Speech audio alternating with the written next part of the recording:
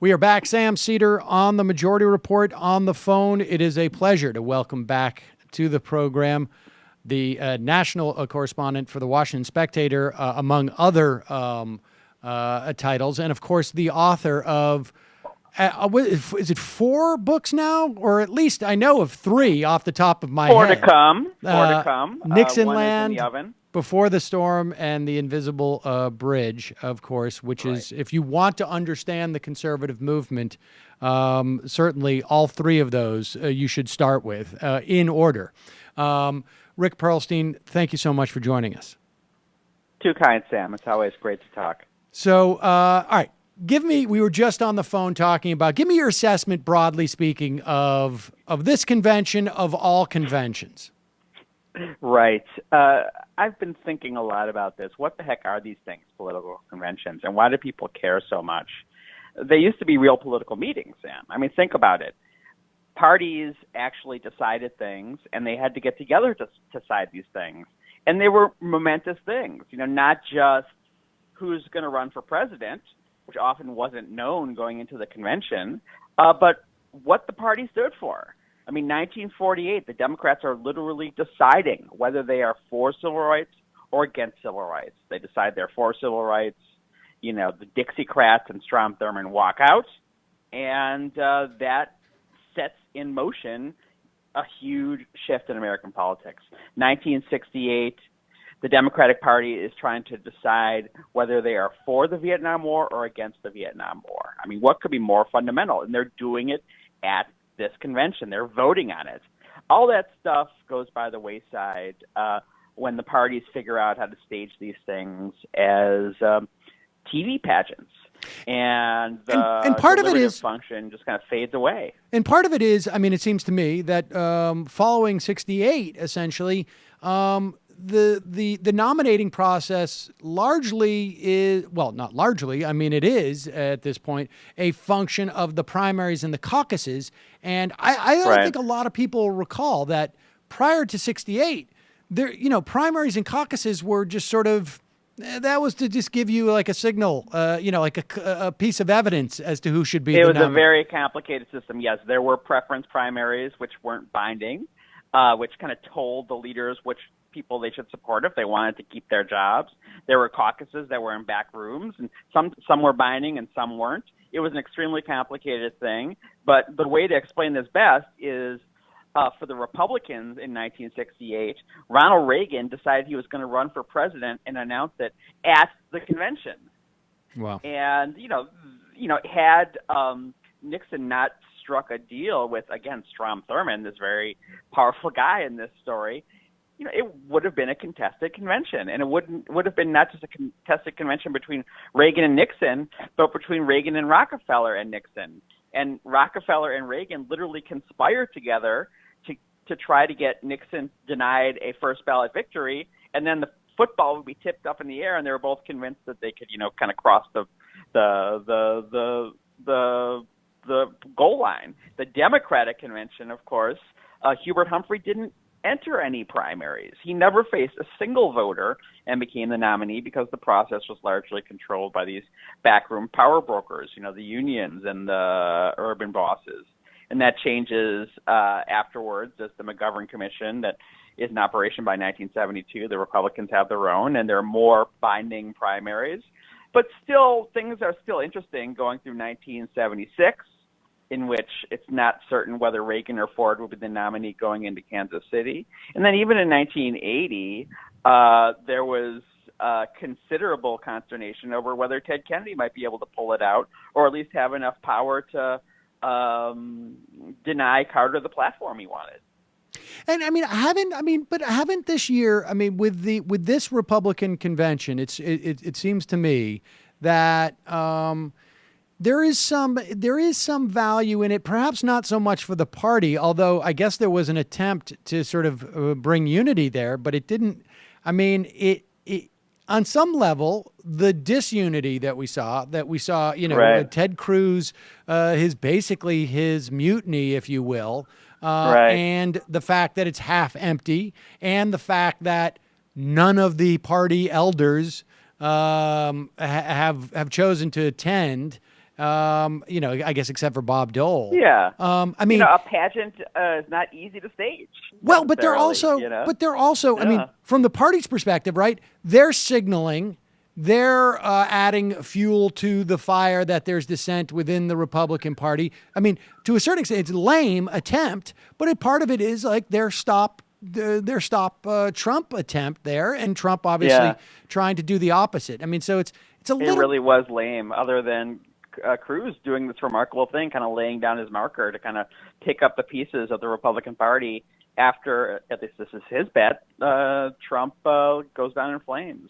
Now, what is the thing, Sam, you mentioned the half empty. I didn't necessarily notice that it was particularly empty. I mean, the early days of these conventions are always not quite full. And then they did this really stupid scheduling thing of having Melania speak and then having a bunch of people speak after her. So people, kind of walked out after that. But I don't think the attendance is necessarily. Last night was packed to the gills. Yes, that's true. It's the main event. I don't know. Is that what the coverage is saying? I mean, I've the coverage seen. Has been really bad. I think a lot of the people haven't been to conventions who are saying these things. The first two nights it seemed a little bit sparse. Even at like 8 p.m. Typical, actually. I mean, that may be the case, and I guess we'll have a better sense tonight. I imagine everybody's going to be in the house tonight, and no, that's my experience. That the intensity increases as the days go on. And the first couple days, it's easy for a reporter to wander around and find a seat in the gallery, and then it becomes impossible. Let me ask you this, because on the part, yeah. What do you want? No, go ahead. You go ahead. Oh, I mean, on the party division thing. It's very interesting. The kind of excitement we anticipated it would have been amazing had Cruz stayed in, had Kasich stayed in, and we would have seen this kind of ancient art. I can imagine them kind of like going through these dusty old tomes, like in Game of Thrones or something like that. Like, how do we do this? How do we do a credentials challenge? But things came together, and the fact that the Republican Party, most of it, not all of it, symbolized by Chris Christie, ended up being so craven and lining up behind Trump. And then they had the platform process. I remember a while back, I think it was Mitch McConnell saying, how do we write a platform with this guy? He doesn't believe the same things we believe. And I was like, yeah, this is going to be crazy. But then when they get together for the platform committee, the establishment has no trouble signing off on, let's get rid of free trade. And Trump has no trouble signing on to, let's call pornography the biggest public health crisis in the country. And, everyone just, the lion lays down with the lamb because they all want power. And, Trump is the bandwagon. That's what was so amazing about what Cruz is doing, because, and I don't know if he meant it to be as stark as it seems like the reaction made it. Do you know what I mean? Yeah. But nevertheless, I think he did. Yeah. But nevertheless, he is. It's not just he is voting that he is, I should say, betting. Yeah. That there is a significant portion of the Republican Party that is not interested in Trump, and that is that's pretty stunning, right? I mean, it was stunning. That was definitely the most interesting thing, and I was actually there on the floor. You can kind of sign out these floor passes. So I was there as people were booing, and I was standing right next to Heidi and Raphael. I was really worried he was going to pull out a gun and shoot someone, because he killed Kennedy, as you know. No, I'm just kidding. Yeah, I think it's definitely up in the air. I mean, it's out there. It's up in the air. So I saw the reaction on her face as she was booed and had to be kind of escorted out by security, and people screaming at Ted Cruz, this Texas guy with his eyes flashing like the absolute, like demon possessed, saying that Cruz was dead to him and all that. And yeah, Cruz is, making this bet. I gotta say, Cruz, everyone hates him, but I respect him so much more than Chris Christie. Yeah. I mean, Chris Christie is the most Orwellian character. He gives this speech about Hillary Clinton deleting her emails when he deleted his texts, gives a speech about how wicked she is for, being in bed with Putin when, Trump and all his advisors are in bed with Putin. And just is willing to do anything to sidle up to his buddy. It was quite a performance. Yeah, no, he is craven. The whole, witch hunt thing. There's a cravenness about Chris Christie that is that is really, I think, Olympic in its in its practice. And Cruz, at least, I mean, he's making a bet, and he's made a bet. Yeah, God love him. And what really strikes me is just that, like, that's not just like a bold bet. Like, Cruz is not an idiot. I mean, this is a guy who's been quite clear throughout his career that there is an audience for him. And to pull something like this, he may know something that I think, even like Jeb Bush, and the way that, I mean, of course, Jeb Bush is not going to show up there, but Jeb Bush is over. And he's really just, as far as I can tell, just concerned about George P., right? He doesn't want to leave a scorched earth for George P., and he's pretending he's not signing on to Trump. But he would never have well, for one, I don't think he has the sense of what's going on in his own party enough to make an assessment that I would trust in any way. Would you tell Jeb Bush sensitive intelligence? Who cares? He's a nothing. Right. And I don't think Jeb Bush, frankly, has a notion. Any bet that he made about the party, I wouldn't trust. But I think Ted Cruz must know that there is a significant portion of people out there who don't want to vote for Trump in his own party. I think we know that, right? And the question is how big it is and how intense it is. But the cravenness is also more than we thought, right? I mean, the way that these people have kind of melted away, if you look at the record of what people said then and what people say now, Rubio, Christie, all the candidates. But I think it's not so much that he has some kind of secret poll numbers or anything like that, but that he's a true believer. Right. His intensity is, and I mean this metaphorically, religious. He believes with faith that this kind of Reagan conservatism is, this kind of, it's the conservatism never fails. It has only failed. That the Republican Party succeeds in exact proportion to which they hewed some kind of magic conservative formula. It's like the magic word, radical Islamic terrorism. Right. And he is just, he's going there. He's going there. Let me ask you. And he's wrong, I think. I mean, I guess it remains to be seen, but it remains to be seen. It's going to be interesting. One thing that when I first heard it, you were the first person that came to mind, which was when Donald Trump decided. It seems like he only decided this about 2 weeks ago, to be the law and order candidate. Mm-hmm, and the thing that struck me was, and the question I've had for you since he first said that was, did Nixon ever say that? In other words, like, he was clearly trying to be that, but was Nixon as ham-fisted as, like, sort of delivering the subtext?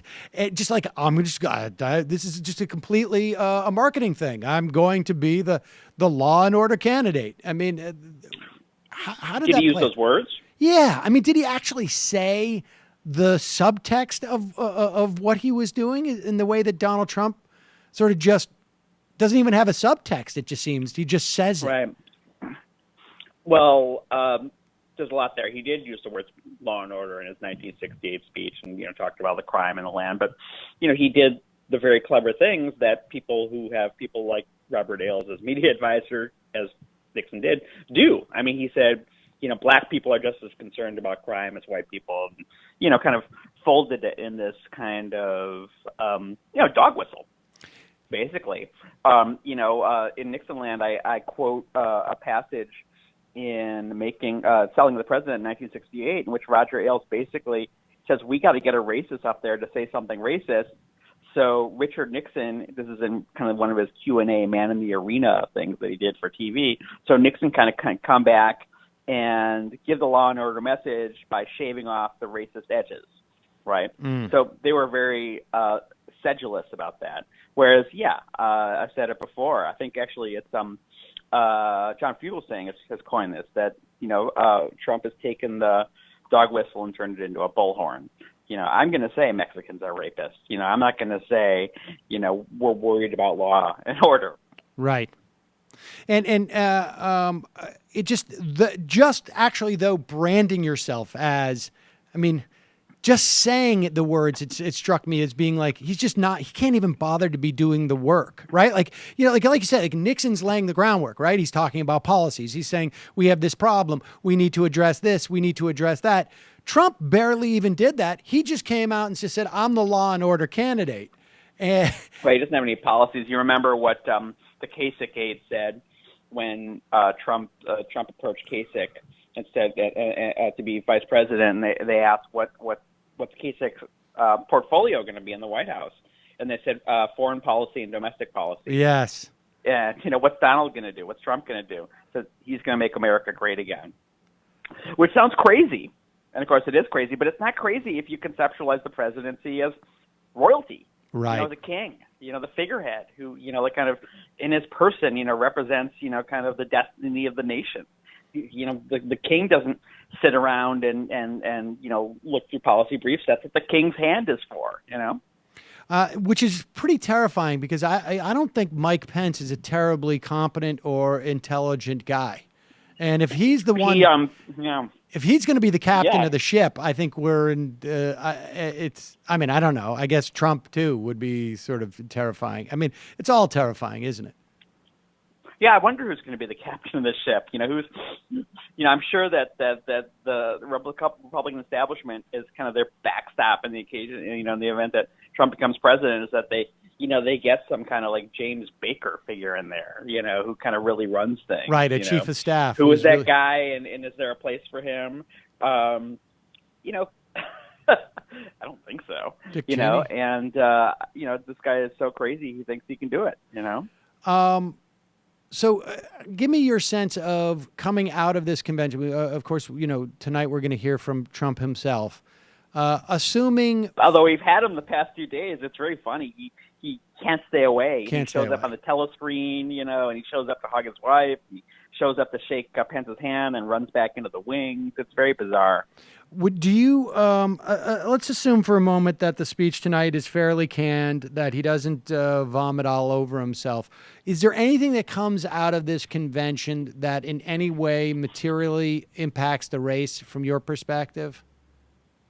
I think he gets like a small bounce, right? But not smaller than tends to be the case. I mean, he's not going to get that 28-point Dukakis bounce. Right. And I think, the fundamentals are going to continue to kind of grind away at his support. And I think that Hillary Clinton seems to have a pretty strong sense of that you come at this guy hard. And that's the way she's been doing it. There's been talk of, what happens at the Democratic convention. Do they not even mention Trump? Well, I think Hillary doesn't seem to be heading that way. I think she seems to be heading towards a vision of how you run a Democratic campaign that turns the people who are actually the enemies of freedom and democracy into the enemies of freedom and democracy. And hopefully she'll do that. It would be quite refreshing. It would compared be. to 2004, where, the John Kerry ruled that no one can even mention, George Bush at the convention. Right. Absurd. Absolutely absurd. I don't know. The one thing that strikes me about this convention, I have to say, is that I think if there's anything that comes out of this, aside from the question as to whether or not Ted Cruz was an indication of more Republican dissent than I think I certainly anticipate there being. But I think the most important feature of this convention is that the media now is not going to buy into the frame that Donald Trump is competent. And I think that over time, that's really going to inhibit his potential, because that's been the one thing. Like, the media has had very tough time wrapping their arms around, it seems to me, broadly speaking. I mean, some I have obviously been able to deal with this, but broadly speaking, with the idea that his policies are bad, whether or not he's something extraordinary out of the Republicans, or even just Republican policies are bad. But this competence thing, that he couldn't pull off a convention where he wouldn't have his speaker who gets up there and basically says, I'm declaring mutiny, or that he wouldn't put his wife in a position where she wouldn't be reading Michelle Obama's speech. That to me seems the incompetence thing, I think, is going to take part of the sheen off. And journalists get plagiarism. That's a pretty Yep. fundamental professional value. Have people been talking about the scoreboard going blank last night? No, I haven't heard that, but that's well, there it is. Yeah. I mean, I think I didn't trip over the plug, but Well, I mean, if you do that again, send us the video. If you happen to unplug anything, I mean, by all means, that's definitely something that we would promote. Donald Trump unplugged. So, Rick, hope to see you in Philly. Are you head there? No. Oh, well then, no, in that man, case, too much, man. Too much conventioning for 1 month. I understand. All right. Well, thank you so much for your time today. I really appreciate it. Have fun there tonight. I'll try, dear one. Cheers. All right. Bye-bye. Hello, you. I'm Sam Seder. Looking for smart progressive talk that is occasionally amusing? Well, subscribe to our YouTube feed. Subscribe to our podcast. Like us on Facebook. And just generally enjoy us.